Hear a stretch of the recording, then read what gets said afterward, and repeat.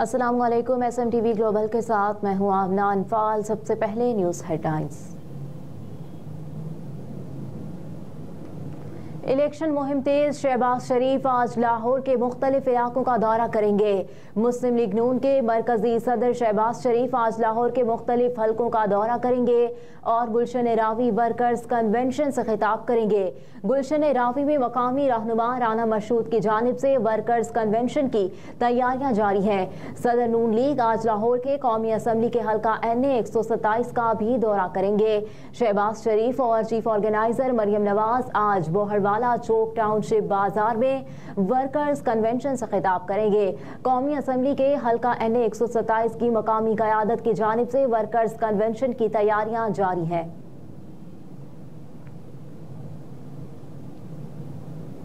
कोहाट में अवामी national party के उम्मीदवार असमतुल्ला इंतकाल कर गए। पार्टी ज़राए के मुताबिक असमतुल्ला खटक अवामी नेशनल पार्टी के टिकट पर उम्मीदवार थे, जिनकी विफात हरकत कल्ब बंद होने से हुई।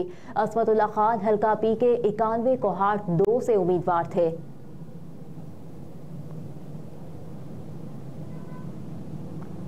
DG FIA अहमद इसाक जहांगीर ने चार्ज संभाल लिया। अहमद इसाक जहांगीर ने FIA हेडक्वार्टर इस्लामाबाद में यादगार शोहदा पर फूल चढ़ाए और अफसरान से मुलाकात की। इस मौके पर DG FIA अहमद इसाक जहांगीर का कहना था कि इंसानी स्मगलिंग और साइबर क्राइम्स चैलेंजेस को कंट्रोल करना इदारे की अव्वलीन तरजीह होगी। सोशल मीडिया पर जाली, काबिल एतराज़ और नफरत आमेज मवाद शेयर करने वालों के खिलाफ सख्त एक्शन लिया जाएगा। अहमद इसाक जहांगीर ने कहा कि बदउनवानी के खिलाफ ज़ीरो टॉलरेंस पॉलिसी के साथ फराइज की अदायगी में गफलत हरगिज बर्दाश्त नहीं होगी और बदउनवानी लापरवाही में मुलव्विस अफसरान के खिलाफ सख्त कानूनी कार्रवाई अमल में लाई जाएगी। सिंध की अदालतों में कैदियों के लिए वीडियो लिंक का निज़ाम मुतारिफ करवा दिया गया। Chief justice Sindh high court justice Aqeel Ahmed Abbasi ने अदालती निज़ाम में इस्लाहात करते हुए जेलों से कैदियों के लिए वीडियो लिंक का निज़ाम मुतारिफ करवा दिया। चीफ जस्टिस अकील अब्बासी ने जेल में वीडियो लिंक सिस्टम का इफ्तिताह किया। इस हवाले से जारी एलामी के मुताबिक जेलों से अब कैदियों की वीडियो लिंक के जरिए अदालत में पेशी होगी। वीडियो लिंक के जरिए कैदियों की अदालत में पेशी से मुकदमा जल्द निपटाए जा सकेंगे। एलामिये में कहा गया कि कैदियों की वीडियो लिंक पेशी से ट्रांसपोर्टेशन के अखराजात की बचत होगी। कैदियों को अदालत में पेश करने से पैदा सिक्योरिटी मसाइल भी हल हो जाएंगे।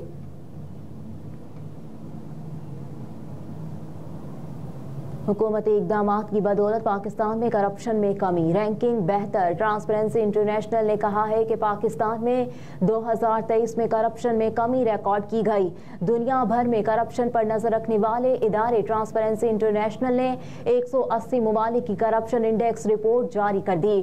Transparency International Corruption Perception Index की जारी करदा रिपोर्ट रियासत के मुख्तलिफ महकमों की जानिब से इंसदाद बदउनवानी के लिए किए गए इक़दामात के बायस होने वाली बेहतरी की अक्कासी करती है। रिपोर्ट में कहा गया कि पाकिस्तान में 2023 में करप्शन में कमी रिकॉर्ड की गई। करप्शन में कमी पर पाकिस्तान का स्कोर 2 की बेहतरी के साथ 29 रहा। करप्शन से मुतालिक 2022 में पाकिस्तान का स्कोर 27 था।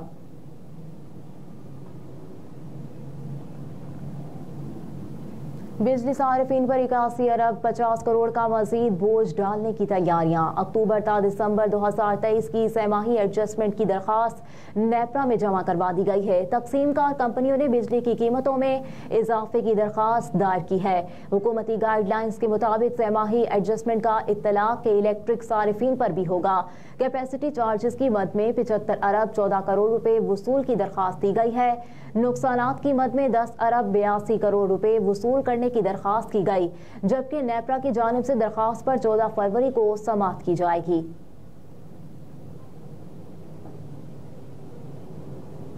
PSL 9 supplementary and replacement drafting का अमल मुकम्मल कर लिया गया।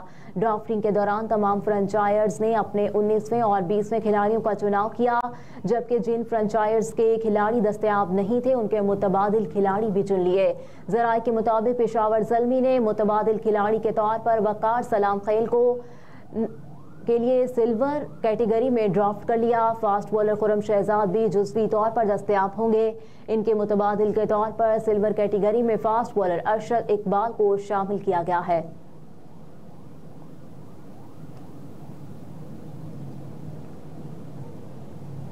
कराची में रेंजर्स और पुलिस की कार्रवाई, 2 मुबैना भत्ताखोर गिरफ्तार कर लिए गए।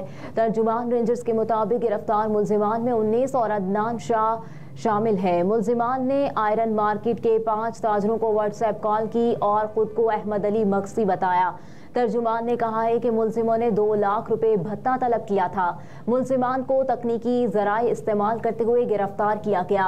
मुल्जिमों ने 1 साल से सलीम चॉकलेटी के भतीजे के साथ लियारी और इतराफ में भत्ताखोरी का मुनज़्ज़म नेटवर्क चलाने का एतराफ़ किया है। तर्जुमान रेंजर्स के मुताबिक मुल्जिमों ने 10 लाख रुपए से ज़ायद रकम हवाला हुंडी के जरिए ईरान में गैंगवार कमांडर सलीम चॉकलेटी के भतीजे को पहुंचाई। मुल्जिमों ने एतराफ़ किया कि बैरून मुल्क मौजूद मुल्जिम ईरान से मुख्तलिफ नंबर से ताजरों को भत्ते के लिए कॉल्स करता है। भत्ता ना देने की सूरत में ताजरों को संगीन नताइज की धमकियां दी जाती हैं। तर्जुमान रेंजर्स ने बताया कि मुल्जिमों के दीगर साथियों की गिरफ्तारी के लिए छापे मारे जा रहे हैं।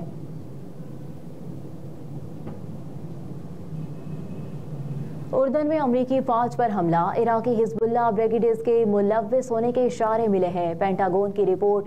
पेंटागन ने कहा है कि उर्दन में अमरीकी फौज पर हमले में इराकी हिजबुल्लाह ब्रिगेड्स के मुलव्विस होने के इशारे मिले हैं। अरब मीडिया के मुताबिक शाम के साथ सरहद के करीब उर्दन में अमरीकी फौजी अड्डे को निशाना बनाने वाले हमले के बाद पेंटागन की तर्जुमान सबरीना सिंह ने कहा कि ड्रोन हमले में जख्मी होने वाले अमरीकी फौजियों की तादाद 40 से जायद हो गई। पेंटागन की तर्जुमान ने एक प्रेस कॉन्फ्रेंस में कहा कि हमले में ईरानी हिमायत याफ्ता इराकी हिजबुल्लाह ब्रिगेड्स के फिंगरप्रिंट्स थे।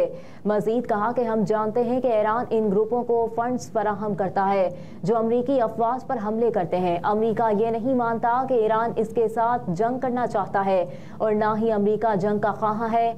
वजाहत की कि हम जंग के ख्वाह नहीं हैं, लेकिन हम कार्रवाई करेंगे और अपनी अफवाज पर हमलों का जवाब देंगे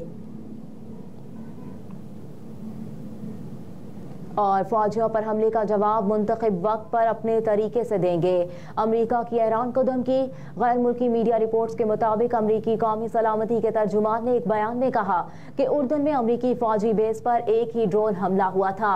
हमें मालूम है कि इन ग्रुपों के पीछे ईरान है। सदर जो बाइडन मुशावरत से सूरत हाल का जायजा ले रहे हैं। जॉन कर्बी ने मजीद कहा कि अमेरिकी फौजियों पर सूडान में ड्रोन हमला तनाज़ा बढ़ाने के लिए किया गया।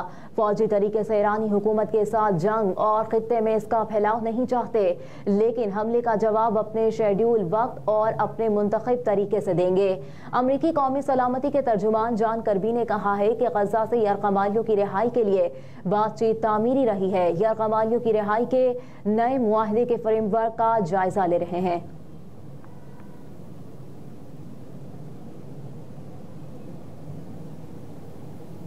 हेडलाइंस आप जान चुके। न्यूज़ स्टूडियो से फिल वक्त इतना ही। आप देखते रहिए SMTV ग्लोबल।